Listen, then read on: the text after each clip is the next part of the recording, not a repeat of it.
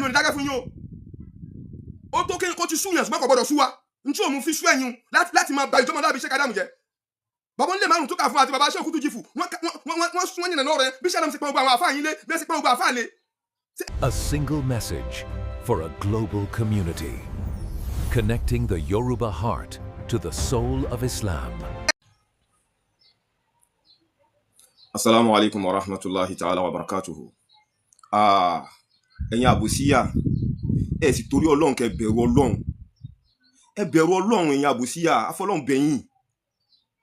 Wallahi innahu la asafun jiddan. Ìbànújẹ́ gidi lọ̀rọ̀ yín jẹ́ fún yàn. Ìbànújẹ́ gidi lọ̀rọ̀ yín jẹ́ fún yàn náà. Ẹ máa sọ pé aláṣejù. Ẹ dákun ṣé Sheikh Adamu sẹ́yìn ni? Ẹ̀ṣẹ̀ wo ni Sheikh Adamu ṣe fún yín gangan náà ẹ̀yin àbòsíyà torí Ọlọ́run?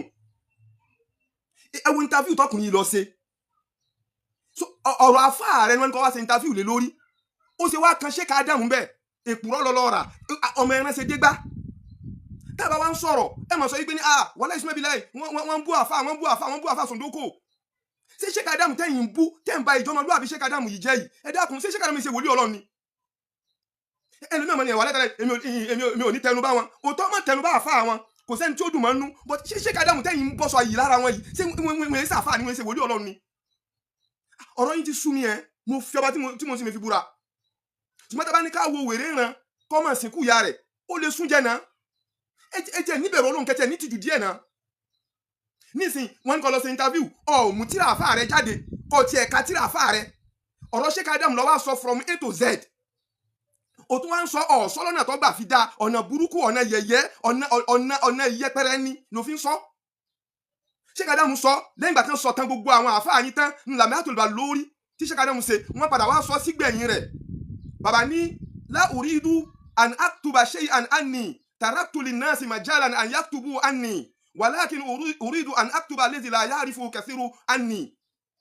Bàbá ní àwọn fẹ́ pọ̀ tara wọn àwọn filẹ̀ fáwọn ọmọ akẹ́kọ̀ọ́ àbáwọn olólùfẹ́ àwọn àgbààgbà kí wọ́n pọ̀ tán pa wọn torí wípé ní ṣùgbọ́n àwọn fẹ́ kọ ètò ọjọ́ sí pé ní àwọn èèyàn mọ̀ ń pa àwọn. Bàbá wa bẹ̀rẹ̀ láti gbà bí wọ́n ṣe bí àwọn sílùú Wásá. Bàbá sì padà sí Ìlọrin ní nǹkan bí ọmọ ọdún 13 tí wọ́n fẹsẹ̀ rìn láti bẹ̀ wá sí. Bàbá ó sì wá jẹ́ ẹni tí wọ́n ń gbé kọ́ńkọ́ lọ́rùn lọ síbi wá sí àfáà Sondoko pé sàlùbáríkà rẹ̀ tọrọ ọmọ ọdún 13. Ìtàn àfáà tí yín ló dojúrú ìtàn Sheikh Adamu ò dojúrú náà. So yóò máa dùn yàn lọ́kàn pé ẹ̀yin ẹsẹ̀ rí báyìí náà. Bàbá onílé márùn-ún Adamu aláyàtà wa dàwùlátàhù àtàfáà wa Sheikh Kutujifu ẹ wo interview tí wọ́n ṣe láàárọ̀ yìí fún bàbá wa fún tí wọ́n lọ sí lọ́dọ̀ bàbá onílé márùn-ún. Bí wọ́n ṣe ń wọnú tíra Sheikh Adamu bẹ́ẹ̀ náà ni wọ́n ń wọnú gbogbo ìṣẹ̀lẹ̀ tó ṣẹlẹ̀ nípa Sheikh Adamu. Kódà wọn ò mẹ́nu bá àfáà kankan. Bàbá tún sọ ìtàn Sheikh Tajul Adabi bí Sheikh Adamu ṣe pọ́n wọn lé bí wọ́n ṣe sọ̀tàn wọn dáadáa. Ẹ̀yin ò wá rí tíra àfáà yín mú lọ síbi interview. Sheikh Adamu lọ́wọ́ lọ tẹ́ sórí àtẹ làwọn bẹ̀rẹ̀ sí ní yẹ̀yẹ́ wọn torí àwọn olórí burúkú làwọn tẹ́ interview yẹn náà. Ọ̀dàlúrú ni wọ́n. So wọ́n wá rìlísì ẹ̀ díẹ̀ tí wọ́n bá rìlísì kan lónìí tí wọ́n bá rí kó ti dá wàhálà lẹ̀ wọ́n tún wá rìlísì míì lọ́la láti máa fi dàlúrú. Wọ́n ti máa pé ọ̀rọ̀ burúkú ló sọ ọ̀rọ̀ tí ó sọ tí ó dá ẹgbẹ́ ní yóò lè dàlúrú. So ṣé interview lè tẹ́ ẹsẹ̀ lójú ara yín o? So dábàá ń sọ pé àfáà yín ò lè dá dúró ìwọ lọ bí interview mọ́ dàkọ̀ Sheikh Adamu sí náà. Ṣé tí wọ́n bá pe ọmọ màdìkàsí kàbí ọ̀pẹ̀ bàbá onílé márùn-ún pé wá sọ̀tàn Sheikh Adamu fún wa wọn ò ní mẹ́nu bá àfáà yín náà nítorí pé Sheikh Adamu kún kẹ́kẹ́ ìyẹn fi hàn bá àfáà yín ṣe jẹ́. Ẹ dákun gbogbo jàmáà tẹ́ ń gbọ́ wa kí ló yàtọ̀ nínú etí àfáà àtọ́jà bí ní àrùn ọpọlọ ń dà láàmú yìí torí pé ẹ ti sún wa kan kiri náà.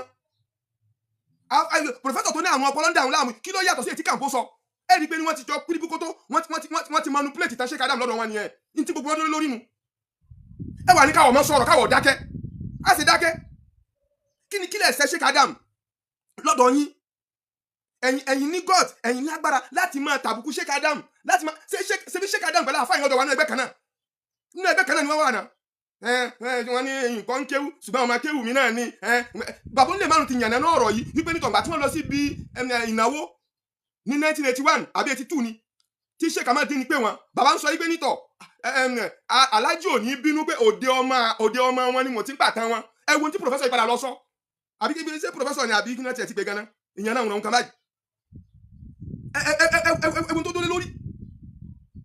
La ilaha illallah Muhammadu Rasul ẹ̀ sì bẹ̀rù Ọlọ́run ìyẹn fi hàn yí pé ní àáfàá yín relevant ṣùgbọ́n bá ṣe sọ ní sí ó tún máa bínú ó sì lè bínú tí àfẹ́ èèyàn lè wúlò táfẹ́ èèyàn tó tà kó wá lọ máa ranjú máa fa aláfa tó bóun ló fi máa gbéra ló fi máa fa àfà rẹ̀ gbéra so àfẹ́ yìí ò lè dádó náà táfẹ́ yìí bá lè dádó ni ẹ̀yẹ́ tó ń sọ yín náà a sì ń kí à ń sà lọ́sàn à ń sà lóru fún yín ètò ọ̀lọ́ yẹpẹrẹ Sheikh Adam níbi ìdábì tó ṣe nísìn nítorí ọ yẹpẹrẹ wọn láti kẹfì nísàlẹ̀ ni òun nísìn báyìí nísìn òun nísìn òun ò ní problem àwa táwa ń sọ tiwa nísìn àwa làwa ń bú àfà sòndókò òyìn tóun ṣe nísìn òun ò bú Sheikh Adam òun yìn wọ́n ti ẹni tí wọ́n bá pè yàn lálábòsí ó dá kí wọ́n máa pàbòsí mọ́ díẹ̀ bàbá Mudu Markaz àdámọ́lá látàwọ̀ látàwọ̀ wà jẹ́ dáadáa láwọ̀ sí hátàwù bàbá ń sọ yí pé ní kò sí ìlú tí ò ní jàǹbá ṣùgbọ́n ó kọ tí wọ́n ń pè yẹn mẹ́jọ kọ́ sẹ́mẹ́yìn la ó kọ tí wọ́n ń pè yẹn mẹ́jọ sẹ́mẹ́yìn la láàmú ẹbí láti mẹ́ta àgbàlagbà mi tó máa àánú Amẹ́ríkà ti tẹ̀ máa ń sẹ́mi gan àbòsí wà ti pọ̀ jù àríta bá wọ́n sì ń yẹ̀yẹ́ àfàtì wọ́n dojú tí àfàtì lójoojúmọ́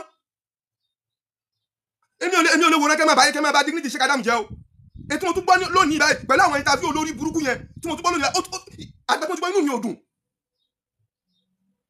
àgbẹ̀tún mo tún gbọ́ ara mi ò ṣe déédéé irú àbòsí wo leléyìí ṣe interview Sheikh Adam lọ́lọ́ ṣe ní àbí interview àfáà rẹ̀ ẹ já mọ̀ náà tó gbé interview Sheikh Adam lọ́lọ́ ṣe ní já mọ̀ pé interview Sheikh Adam ṣe interview àfáà rẹ̀ lọ́lọ́ ṣe ní bọ́dà ọ̀rọ̀ mi tí wọ́n tún wá sọ mẹ́ tí ò jẹ́mọ́ Sheikh Adam ẹ̀yìn ní kún play rẹ̀ tí bá ti kọ́ dàlú làwọn pípù yẹn náà èyí tí wọ́n ṣe tí ò sọkọ Sheikh Adam bẹ́ẹ̀ tí ò sọkọ Markaz bẹ́ẹ̀ tí ò sọkọ bàbá Mudu Markaz bẹ́ẹ̀ ẹni kún play lẹ́nu ká yọ bọ́ ebe wo ló ń díẹ̀ náà tí wọ́n bá pè ní alábòsí àbòsí ẹ̀ sì pàbòsí náà ti díẹ̀ náà ìtàn Sheikh Adam ò rújú rárá ìtàn àfà àti yín ló rújú òun ló dàrú ara yín náà ló sì jáde sáàkì lọ jáde onítà àfà àgbà ti dojúrú dandan kó wá ní kẹ wá dà tán onítà rú náà títà àfà àti yín bá dojúrú dandan kó ní kẹ dàtà Sheikh Adam rú náà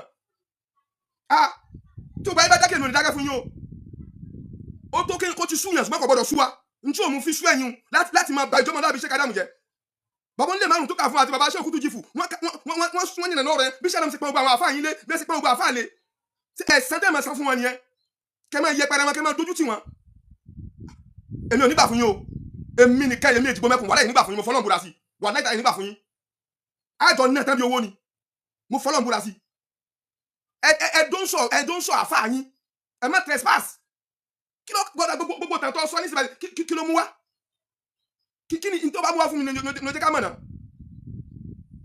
ẹ máa sọ bí aláàrùn ọpọlọ ojú ìtìjú yóò tẹ̀ wá sí lára yín mọ́ ẹ ti dẹni yẹpẹrẹ láwùjọ ẹ wá ń kó bá àfáà yín tíra àfáà rẹ lọ́yọ̀ kó o mú lọ níbi interview kọ́ lọ ká ó ń fi yẹpẹrẹ àfáà rẹ ló fi hàn sáyé òun bá àfáà rẹ ti yẹpẹrẹ tó kò lè dá dó kíra nínú ayé kò sẹ́ni tó lè mọ̀ àfi kẹ́ lọ lọ́mọ Sheikh Adam a sì bínú pé kẹ́ lọ́mọ but ẹ má bàtà Sheikh Adam jẹ́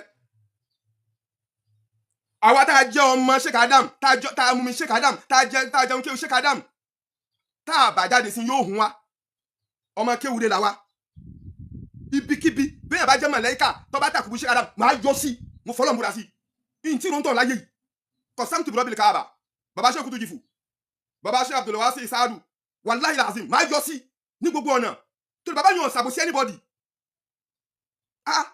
ẹ jẹ́ iṣu afá ìyẹn dó sí náà mo sọ̀rọ̀ lánàá mo ní tó ń sọ̀rọ̀ tó ọ̀dàkọ̀ Sheikh Adam tó ọ̀dàkọ̀ bàbá Mudu Markaz ọ̀dàkọ̀ Markaz ayé òní máa pọ̀ ń bẹ̀ náà ẹ mọ̀ dàlúrú àwọn sọ́kà dákẹ́ ní ti bóun sí ń yẹ̀yẹ́ Sheikh Adam ní ìsìn àwọn lẹ́tọ̀ àti yẹ̀yẹ́ Sheikh Adam àwọn lẹ́tọ̀ àti bá àfà àti wọn sẹ́rù pé ayé kẹtẹ́nìkan máa dẹ́rù bẹ̀ nìkan ni ìyá máa ṣàbòsí kọ́sọ́ pé wọn láti pọ̀tàn tó dáa àbòsí náà lẹ́sẹ̀lẹ́sẹ̀ tí níjẹ́ pẹ́rẹ́ ń dé báyìí mo tún bọ̀ àbọ̀ wàláhì ní sinmi fún ọ salamu alaikum. jọ̀wọ́ ṣe àkíyèsí láti subscribe fi like sílẹ̀ àti tẹ àròsọ bell fún àwọn ìmọ̀ràn tọlọ́fìn. Assalamu alaikum wa rahmatullahi.